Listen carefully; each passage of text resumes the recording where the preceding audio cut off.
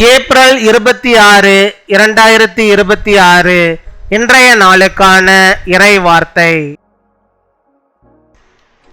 கர்த்தர் உங்கள் காலடிகளை நிலைநிறுத்தி உங்கள் வாழ்க்கையை உறுதியாக நடத்துவார்.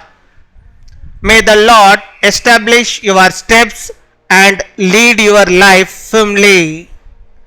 சங்கீதம் 37 அதிகாரம் 23 மற்றும் 24 வசனம்.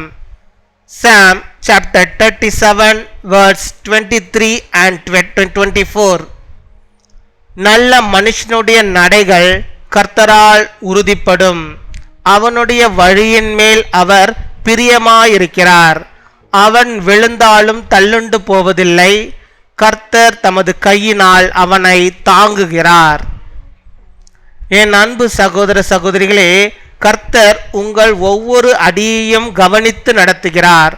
நீங்கள் எடுக்கும் பாதையில் அவர் மகிழ்கிறார்.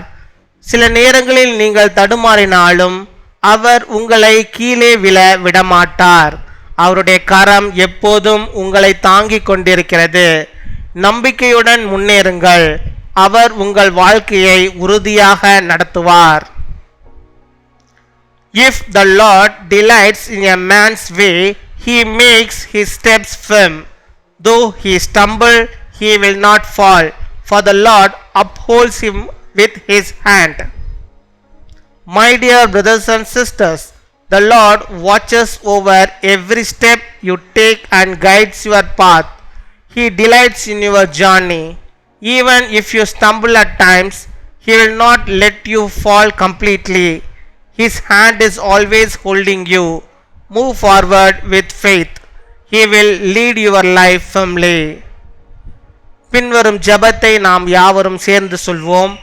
அன்பான பரலோக தந்தையே, எங்கள் காலடிகளை நிலைநிறுத்தி சரியான பாதையில் நடத்தும்.